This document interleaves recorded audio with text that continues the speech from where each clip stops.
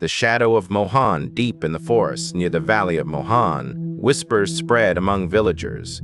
People spoke of a tiger powerful, silent, and unseen that had started claiming human lives. At first, it was impossible to tell if these were accidents or something more sinister. A lone traveler disappeared.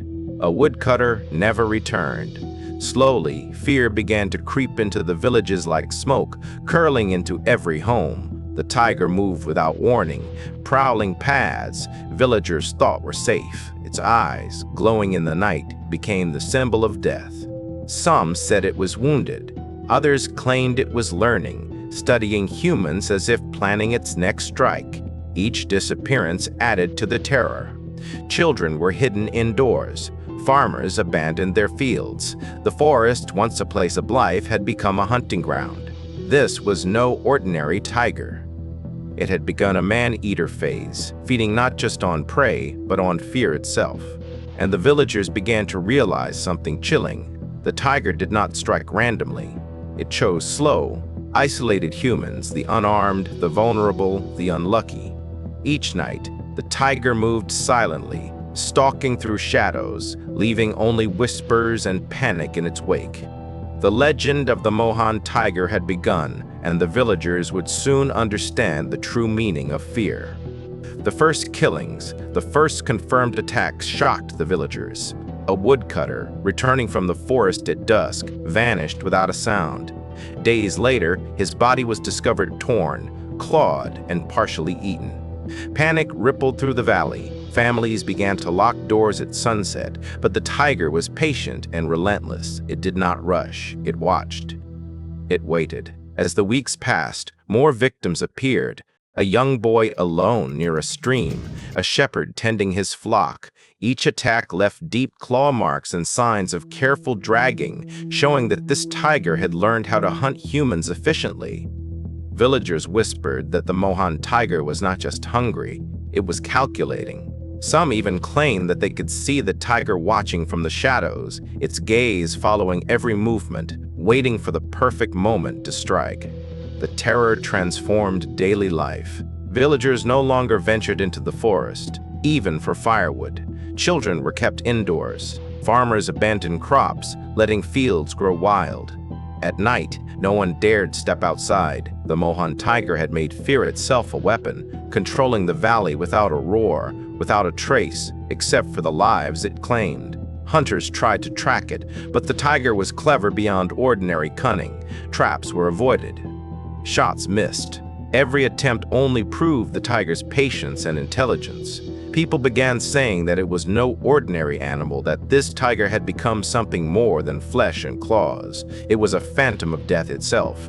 And as the valley trembled in fear, the tiger's man-eater phase was just beginning.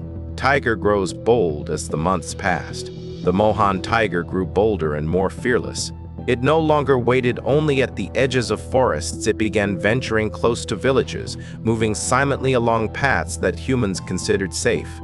People began to vanish in broad daylight. Villagers whispered that the tiger could predict human movements, striking when they felt most secure.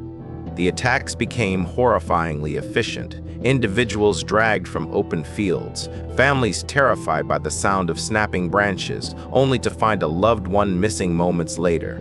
The tiger's hunting style was methodical, almost human-like in strategy. It was not just killing, it was creating terror, reshaping life in the valley. The Mohan Tiger had become a shadow over every path, every forest clearing, every quiet corner of the village. Hunters tried to ambush it, but the tiger was smarter than anyone expected. It would circle around, avoid traps, and sometimes watch from a distance before vanishing into the forest. Every failed attempt only increased the fear. Villagers began calling it death in stripes, saying that even hearing a rustle of leaves might mean the tiger was near, stalking its next victim. By now, the valley was paralyzed. Farmers abandoned their fields, children were kept indoors, and the forests were left completely unguarded. Every night brought screams, disappearances, and whispers of the tiger's presence. The Mohan Tiger's reign of terror was no longer just a local problem, it was a living nightmare.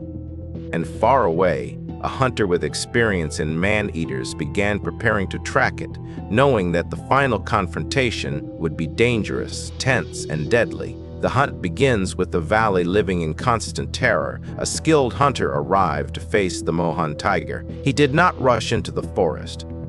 He studied the tiger's tracks, examined claw marks, and listened to every sound in the silent woods. He understood one crucial fact: this was no ordinary predator. This tiger had learned, adapted, and outsmarted humans repeatedly.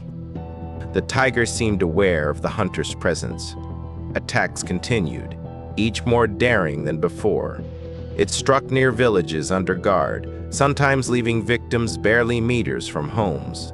Villagers whispered of glowing eyes in the darkness, and hunters reported feeling like the tiger was watching them from impossible angles, anticipating their every step. Traps were carefully laid and baits were set, but the tiger avoided them with terrifying intelligence. Several close encounters left the hunter shaken. The tiger would appear in shadows, silently observing, then vanish before a shot could be fired. The hunter waited in silence while the tiger roamed nearby, muscles coiled, ready to strike. The forest seemed alive with anticipation, every branch snapping like a warning. The tiger's cunning had reached its peak, and the final confrontation would test courage, patience, and nerves like never before. The Mohan tiger was not just hunting, it was challenging humanity itself, and the moment for the decisive battle was approaching. After months of careful tracking, the hunter finally confronted the Mohan tiger in a narrow forest path. The tiger emerged from the shadows, silent, muscular, and deadly. Its eyes glowed with intelligence and fury, reflecting years of survival, pain, and learned brutality.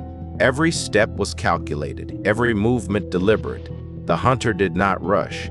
He knew that the tiger had killed before, that it had learned to anticipate humans, and that one mistake could cost his life. When the tiger lunged, the hunter fired a precise shot. The tiger staggered, then collapsed. The reign of terror that had haunted the valley of Mohan for months and possibly claimed dozens of human lives was finally over. Examining the tiger, it was clear why it had become a man-eater. Injuries, old wounds, and the scarcity of natural prey had forced it to hunt humans. It was not evil by nature, but necessity and survival had transformed it into a predator unlike any the valley had seen. The villagers slowly returned to their lives. Fields were replanted, paths walked again, and children played outside once more, but the fear lingered in stories, in whispers, and in the shadows of the forest.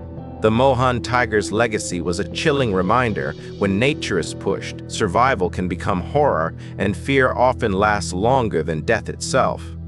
The valley of Mohan returned to quiet, but the memory of the tiger, the terror it wrought, and the lessons it left behind remained forever.